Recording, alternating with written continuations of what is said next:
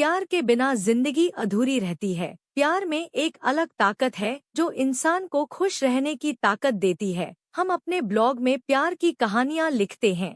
सभी कहानियां आपको वास्तविकता से मिलती नजर आएगी और आपको प्यार के बारे में कुछ सीख जरूर मिलेगी।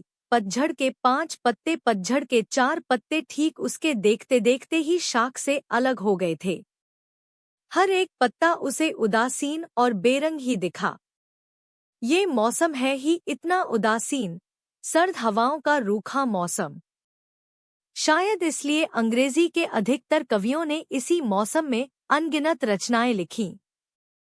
बेजान पड़े मन और लोगों के बीच एक प्रकृति ही तो है जो हमेशा रंग बिखेरती है, लेकिन वह प्रकृति भी इस मौसम में कुम्हला जाती है। सौम्या को ये मौसम कतई पसंद नहीं।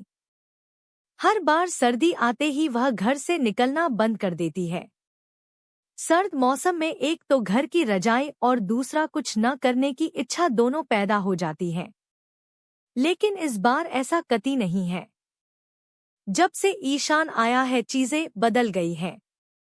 बदली तो जिंदगी भी है, लेकिन मौसम ज्यादा बदला जान पड़ता है। उसके आने के बाद रजाई का मोह कब जाता रहा, सौम्या तय नहीं कर पाई है। सर्द रातों में बगैर बर्फ का शहर भी अब उसे कुछ गुदगुदी कर जाता है। शहर में बहुत कुछ न भी बदलता हो, पर अगर एक भी नया शख्स आपकी जिंदगी में आए तो जिंदगी और शहर दोनों बदलने लगते हैं। ये बात न जाने कितनी बार सौम्या ने सुनी है, पर महसूस उसने ईशान के आने के बाद ही की है। सुनना और महसूस करना दो अलग अलग चीजें हैं, यह बात वह जानती है। यह सब वह खुद से कह ही रही थी कि फोन की रिंग बजी। फोन ईशान का था। दोनों ने जैसे बहुत दिन बाद हेलो सुना और कहा। हेलो के बाद देर न लगाते हुए ईशान ने झट से बोल दिया, इससे पहले तुम्हें लगे कि हम ब्रेकअप कर लें, मैं कल दिल्ली आ रहा हूँ। सिर्फ इतना कहकर वह फोन रख चुका था। सौम्या जानती थी कि अगर वह कल आएगा तो ठीक दोपहर के समय पहुंचेगा और पीसी में मिलेगा, ठीक उसी जगह जहां से सब शुरू हुआ था। प्यार अगर लंबा चले तो आप जान रहे होते हैं कौन, कब, कहां, किस समय मिलता है। ये आदत नहीं, एक दूसरे को जानने की प्रक्रिया में शुमार हो जाता है। फिर सौम्या और ईशान का प्यार तो पूरे 10 साल पार कर चुका था। कहते हैं कि बचपन का प्यार बहुत टिकता नहीं।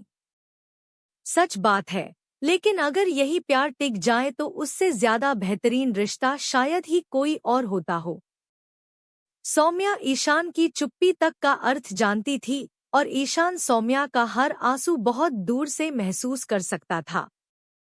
दुनिया में रिश्ते अगर सिर्फ जिस्मानी होते तो प्यार नाम की किसी चीज का जन्म ही नहीं होता।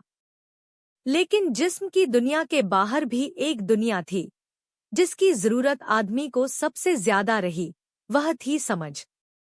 आदमी और जानवर के बीच का सफर यह समझ ही तय करती है। सौम्या समझती थी चीजें उतनी सरल नहीं होती जितनी वे दूर से लगती हैं। ठीक 1 साल पहले जब ईशान अपने शहर वापस लौटा तो उसने सोचा नहीं था कि उनके बीच दूरियां इतनी बढ़ जाएंगी कि उसे पार करना एक असाध्य काम लगेगा। सौम्या ठीक समय पर पहुंच गई थी। ईशान ठीक 1 घंटा देरी से आया था। उसने सौम्या को पहले एक किताब थमाई और बातों का सिलसिला चल निकला। ईशान को नहीं मालूम था कहाँ जाना है, लेकिन सौम्या जानती थी कि अब वे और साथ नहीं चल सकते। उसने ईशान को देखा और एक सांस में बोल दिया, पढ़ाई के दिन अलग थे तब हम साथ थे। साथ का मतलब दूरी नहीं होता। साथ का एक सामान्य मतलब साथ ही होता है। 2 शहर एक रिश्ते में बंध कर कभी साथ नहीं चलते, बल्कि 2 शहर ही हो सकते हैं। ईशान जानता था कि शहर बदल जाने से उनका रिश्ता कितना बदल गया था। अब वे न तो एक दूसरे से ठीक से बात कर पाते थे और न ही मिल पाते थे। कुछ उसकी भी गलती थी और शायद कुछ समय का दोष भी। सौम्या तय कर चुकी थी कि वह अब साथ नहीं रह सकते। ईशान ने भी तय किया था कि वे अब साथ ही चलेंगे। दो विपरीत दिशा में सोचने वाले रास्ता खोजने के लिए तब कहीं बाहर नहीं गए थे। सौम्या ने पेड़ से गिरे दो पीले पत्ते उठा लिए थे और ईशान ने भी पास पड़े दो हरे पत्ते उठाए थे। दो पीले और दो हरे पत्ते के बीच अब उन्हें पेड़ से गिरने वाले नए पत्ते का इंतजार था। दोनों ने तय किया था कि उनका रिश्ता वे नहीं, मौसम तय करेगा। इसलिए एक ने खत्म करने के लिए पीले पत्ते उठाए तो दूसरे ने बचे रहने को हरे पत्ते। हल्की हवा में मौसम ठिठुरन से भरा था। दोनों पेड़ से आखिरी यानी पांचवें पत्ते के गिरने के इंतजार में बैठे रहे। 1 घंटा, 2 घंटे और फिर 4 घंटे बीत चुके थे। बाहर मौसम बदलने लगा था लेकिन पेड़ का एक भी पत्ता नहीं गिरा था।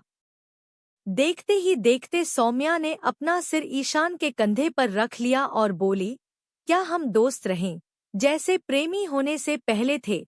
ईशान ने हाँ में सिर हिला दिया, फिर बोला, और प्रेमी भी। बीच की उलझन बीच में ही रह गई। दोनों बहुत देर बैठने के बाद अब जा चुके थे। पेड़ ने कुछ देर बाद एक पत्ता गिराया, वह हल्का हरा था। शाम अब सर्द हो चली थी। शहर में आसपास बहुत सी लाइटें जल रही थी। दोनों अब कैब लेकर शहर से घर की ओर निकलने लगे थे। सौम्या का सिर अभी भी ईशान के कंधे पर था। कैब में एक खूबसूरत गाना चल रहा था, तेरे बिना जिंदगी से कोई शिकवा तो नहीं, शिकवा नहीं, शिकवा नहीं। तेरे बिना जिंदगी भी लेकिन जिंदगी तो नहीं। यह थी हमारी आज की प्रेम कहानी। उम्मीद करती हूँ आपको पसंद आई होगी। अपनी राय कमेंट सेक्शन में जरूर लिखें और रोज नई कहानियाँ पढ़ने के लिए हमारे चैनल पर बने रहकर हमें सपोर्ट करें।